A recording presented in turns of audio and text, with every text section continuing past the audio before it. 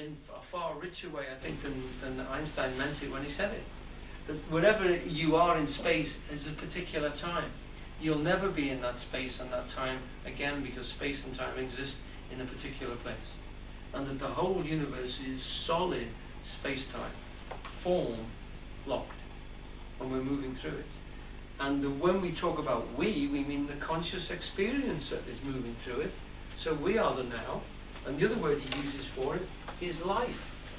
Life is moving through that, enlivening a still form, what William Blake called the hall of forms. All the forms that could possibly be are in that universe, and we're moving through them. You've chosen one pattern of form, you could have chosen millions of patterns of form, really by slight variations of what you did or what you didn't do this morning. All possibilities. So William Blake said, if I pluck a flower, I move the stars. If I choose to do something, I change the whole course of events around me and around everything else. Bootstrap theory. You can't pick a flower without moving the stars. This is in contrast to those who say, well, we're so insignificant, we're not important. Yeah. It is all us in terms of energy, isn't it? That's what it is. Yeah. What egotistical, I suppose. Yes. It's like, you know, in the courtroom, you've got to, like, for instance, this case of the guy that's hacked into the Pentagon, isn't he? Yeah. Yes. And they're arguing, they're defending him on the grounds of the fact that he couldn't have behaved any other way. He's irresponsible. He didn't have any choice in the matter. And he's got Asperger's, which is meant to mean that he can't make... Well, I've dealt with a couple of Asperger's. They're very willful characters, as I remember them. You know, Right. and what you're saying to them is he's a machine. He couldn't have acted any other way. Given his background and that mother and all the other situations around him, he had to behave like that. Yes. You know? He's a process. He's a pure machine. And the concept that we have as being moving towards enlightenment is there is always a will, there's always a choice. In this here and now, you can always choose. If you accept that pattern, that mechanized pattern of your egotistical story, your life story, remember a lot of people will tell you their life story and how literally this led on to that, and they say, you know, there's nothing I can do about it. Whole process. Then you see yourself purely as a machine of formed thing, instead of willfully interacting constantly with it in the now. You break the rut. And that is a rut there. That is a worm which dieth not. It's actually driving itself through the universe. You have to get hold of the now and make it real for yourself if you can. It isn't easy. I'm not saying in any sense it's easy, but I am saying that as far as the Zen characters are concerned, the force of it is breakable. It is possible. With practice, it is possible with getting hold of yourself to do it.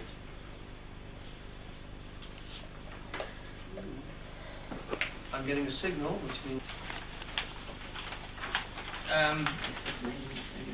we've done the no mind, which is stopping yourself from thinking, and we've done a little bit of the now, and we haven't exhausted things by any means. Please don't think that we're saying that.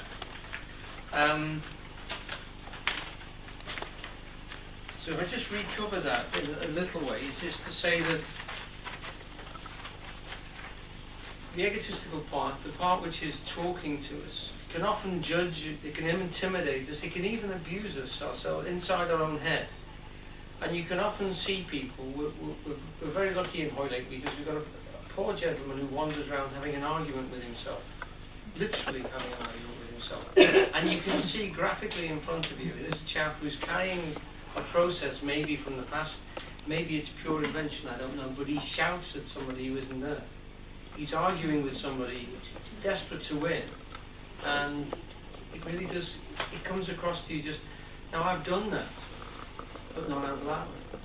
I've had an argument with somebody where I lost overtly in the situation, but I won for 3 or 4 days later in my own head, in so many different clever ways. Couldn't put it down. So I know exactly what happens with that, and I do get knotted.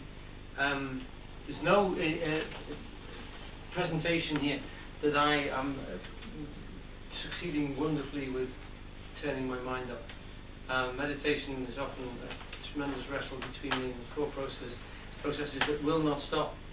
And unfortunately, if you've worked on your head and you've thought a lot deliberately and been successful with it, it gets worse. You're then locked in this thing which is delightful to play with sometimes, but separates you from the sense of self, which is meaningful.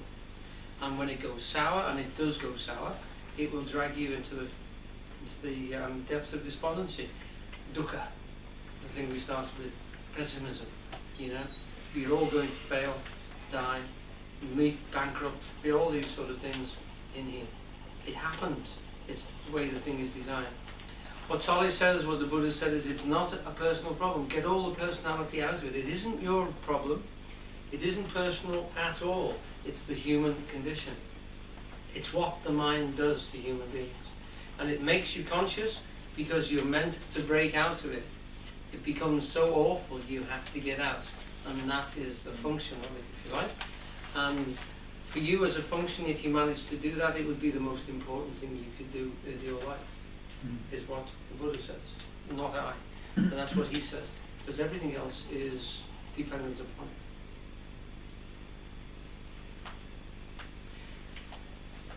So this is the value, I think, of what Tolle is talking about.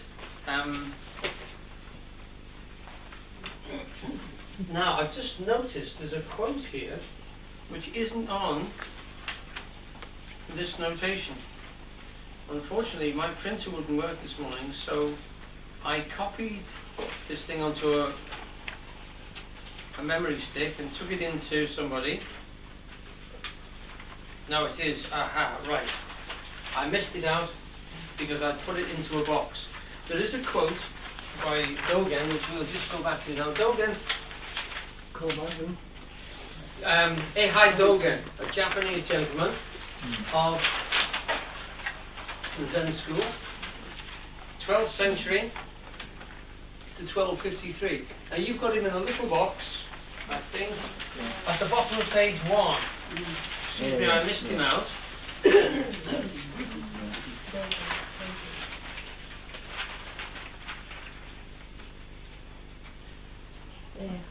One of the things that the Zen characters speak about is our original face. Now this is one of the root concepts which comes through Taoism. That in fact, who you are is not the person you manifest in the world and cannot possibly be. And they call it the original face. So one of the koans which a process which you would work on, you were trying to think your way through, would be, what is the nature of your original face? And you're meant to think about that and discuss it. Your original what? Face. Face. Mm-hmm. And part of that process would be to go and see the Roshi, the abbot of the monastery, and tell him your understanding of what your original face would be. There are several of these koans, but I think the first one